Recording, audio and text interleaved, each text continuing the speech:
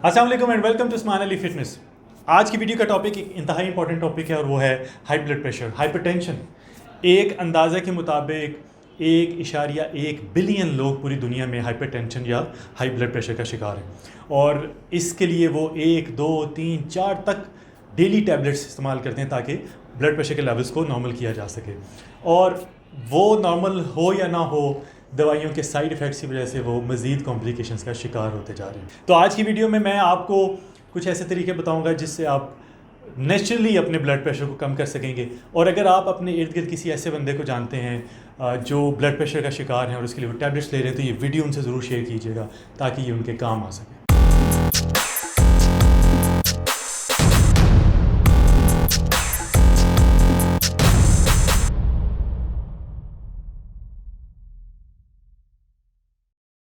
तो आज की वीडियो में मैं आपको 5 ऐसे तरीके बताऊंगा जिससे आप अपने ब्लड प्रेशर को नेचुरली कम कर सकेंगे। और वीडियो के एंड में मैं आपको 2 मिथ्स भी बताऊंगा जिनको हाई ब्लड प्रेशर के साथ जोड़ दिया गया है और उनका हाई ब्लड प्रेशर के साथ कोई ताल्लुक नहीं है और आपने उन मिथ्स के ऊपर अमल नहीं करना। तो सबसे पहले तो ये देखते हैं कि ब्लड प्रेशर होता क्यों है, किन किन वजह से हो सकता है। एक जो मेन वजह ब्लड प्रेशर की है वो आपके इंसुलिन लेवल्स का हाई रहना है, मुसलसल हाई रहना है। अब बहुत सी स्टडीज़ ये बताती हैं कि अगर आपके जिस्म में इंसुलिन के लेवल्स हाई है तो वो 2 तरह से आपके जिस्म में ब्लड प्रेशर को बढ़ाएंगे। सबसे पहला तो ये कि जब आपकी जिस्म में इंसुलिन के लेवल्स हाई होते हैं तो उसके अगेंस्ट क्या होता है कि बॉडी फ्लूइड को या वाटर को रोकती है जिस्म में। जब वो ज़्यादा जमा होता है जिस्म में तो उसकी वजह से ब्लड प्रेशर बढ़ता है। नंबर 2 ये कि जब आपके जिस्म में इंसुलिन के लेवल्स हाई होते हैं तो आपके जिस्म में इन्फ्लेमेशन होती है और जब आपके जिस्म में इन्फ्लेमेशन होती है तो वो भी ब्लड प्रेशर को बढ़ाती है। तो आपने करना क्या है कि अगर आप हाई ब्लड प्रेशर का शिकार हैं तो आपने कोशिश करनी है कि आपके जिस्म से इंसुलिन के लेवल्स नॉर्मल हों, इन्फ्लेमेशन ख़त्म हो। और उसके लिए बहुत आसान काम है, टेस्ट ज़रूर करवाने हैं अपने। और उसके बाद जब आपने डाइट में अपनी चेंजेस क्या लेके आनी है कि आपने अपने जो डाइट है उसमें कार्बोहाइड्रेट्स को कम करना है। बात वहीं आती है कि जब आपने इंसुलिन को ठीक करना है तो आपने कार्बोहाइड्रेट्स को जो जिस्म में जाके शुगर में कन्वर्ट हो रहे हैं खाने, उनके इस्तेमाल को कम करना है। तो जब आप उनके रेशो को कम करेंगे, उसके अगेंस्ट प्रोटीन और फैट्स को बढ़ाएंगे तो आपका ब्लड प्रेशर नॉर्मल होना शुरू हो जाएगा और आपको दवाइयों की ज़रूरत नहीं रहेगी। नंबर 2 पे क्या है, जैसे मैंने आपको बताया कि आपकी बॉडी में अगर इंसुलिन लेवल्स हाई है, नंबर 1। नंबर 2 इन्फ्लेमेशन है। तो आपने जिस्म में इन्फ्लेमेशन को कैसे ठीक करना है, क्योंकि जब आपकी बॉडी में इन्फ्लेमेशन होगी तो इसका मतलब है कि ब्लड प्रेशर हाई होगा। तो सिंपल आपने अडॉप्ट क्या करना है, low carb, high protein, high fat diet. और जिस वक्त आपने इस डाइट पे आना है तो आपने शुगर को कट डाउन करना है, ग्रेन्स को बिल्कुल ख़त्म कर देना है और सबसे ज़्यादा इंपॉर्टेंट वेजिटेबल ऑयल्स हमारे घरों में जिनमें खाना पकता है, सबसे बड़ी वजह है जिस्म में इन्फ्लेमेशन कॉज करने की। तो आपने उन ऑयल से भी बचना है, चाहे वो किसी भी किस्म के हैं। ऑलिव ऑयल, देसी घी सबसे बेस्ट है, देसी घी यूज़ करें या फिर ऑलिव ऑयल यूज़ करें या कोकोनट ऑयल यूज़ करें। लेकिन ये वेजिटेबल ऑयल्स जो हैं इनसे जान छुड़ानी पड़ेगी, क्योंकि आप जैसे ही शुगर को, ग्रेन्स को, वेजिटेबल ऑयल्स को अपनी डाइट से हटाएंगे इन्फ्लेमेशन नीचे आएगी। ना सिर्फ इन्फ्लेमेशन ख़त्म होगी, आपके इंसुलिन के जो लेवल्स हैं वो भी नॉर्मल होना शुरू होंगे। और जब ये दोनों चीज़ें ठीक हो जाएंगी तो आपकी बॉडी से ब्लड प्रेशर का इशू ख़त्म हो जाएगा। नंबर 3 है कि आप अपनी डेली रूटीन में मैग्नीशियम को ऐड करें। अब नंबर ऑफ़ स्टडीज़ हैं जो ये बताती हैं कि बग़ैर किसी शक व शुबा के जब आप अपनी डाइट में मैग्नीशियम को ऐड करते हैं आपका ब्लड प्रेशर ठीक होना शुरू हो जाता है। और इसकी अगर आप सोर्सेज़ की बात करें तो मैग्नीशियम आपको कहाँ से मिलेगी, ग्रीन लीफी वेजिटेबल्स, मीट्स, जो नट्स हैं, और या इसके आप सप्लीमेंट्स ले सकते हैं। तो आप अपनी डाइट में जैसे ही मैग्नीशियम को ऐड करेंगे, आप साथ साथ जिस वक्त अपने ब्लड प्रेशर को चेक करते रहेंगे सुबह शाम, आप खुद देखेंगे कि आपका ब्लड प्रेशर जो है वो नॉर्मल होना शुरू होगा। नंबर 4 है पोटेशियम। जैसा मैग्नीशियम आपने अपनी डाइट में ऐड करना है, आपको पोटेशियम को भी ऐड करना है। और मैग्नीशियम की तरह बेतहाशा स्टडीज़ हैं जो ये प्रूव करती हैं कि जैसा मैग्नीशियम ब्लड प्रेशर को कम करती है, वैसे ही पोटेशियम भी आपके ब्लड प्रेशर के लेवल्स को कम करती है। और इसकी जो भी सोर्सेज हैं वो भी आपको वेजिटेबल्स से ग्रीन लीफी वेजिटेबल्स या फिर आपको सप्लीमेंट से मिलेंगे। और 5वां स्टेप ये है कि आप अपनी नींद को बेहतर करना है। अगर आप अपनी नींद सही नहीं ले रहे तो ये आपके ब्लड प्रेशर को हाई करेगी।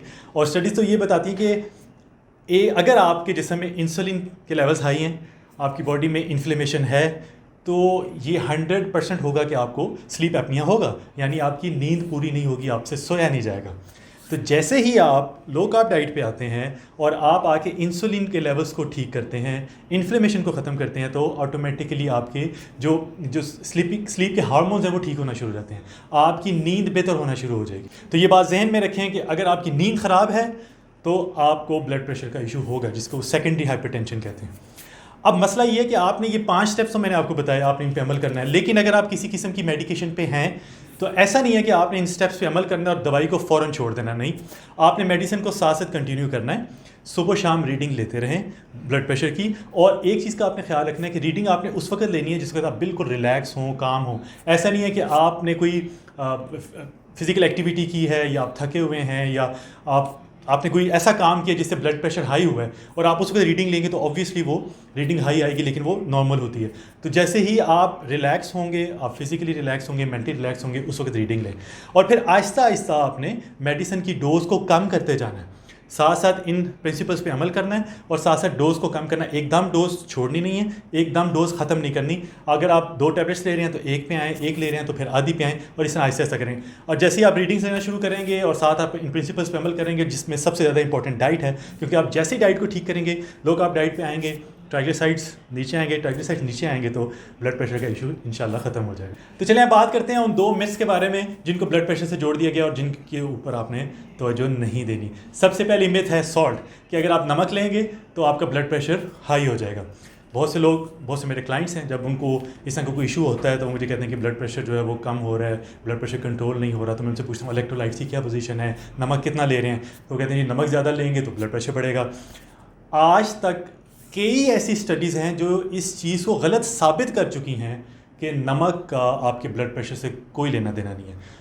10 लाख में से हो सकता है कोई 1 या 2 बंदे हो जो सॉल्ट सेंसिटिव हों, जो जिनको नमक लेने से प्रॉब्लम होती हो, वरना नमक का ब्लड प्रेशर से कोई ताल्लुक़ नहीं है। आपके इलेक्ट्रोलाइट्स, आपका मैग्नीशियम पोटेशियम सॉल्ट से मिलेगा। आपके इलेक्ट्रोलाइट्स का बैलेंस होना बहुत ज़रूरी है, इसलिए नमक को ब्लड प्रेशर से हटा दें। आपके जिस्म में मिनरल्स का पूरा होना, आपके जिस्म में इलेक्ट्रोलाइट्स का पूरा होना बहुत ज़रूरी है, इसलिए नमक का इस्तेमाल अपनी डाइट में ज़रूर करें। दूसरी मिथ है कैफ़ीन की इंटेक। अगर आप कॉफ़ी पिएंगे तो आप हाई ब्लड प्रेशर का शिकार हो जाएंगे। इसका भी हकीकत से कोई ताल्लुक़ नहीं है और बहुत सी स्टडीज़ इसको भी गलत साबित कर चुकी हैं कि कैफ़ीन आपके ब्लड प्रेशर, आपको हाई ब्लड प्रेशर की बीमारी नहीं लगाती।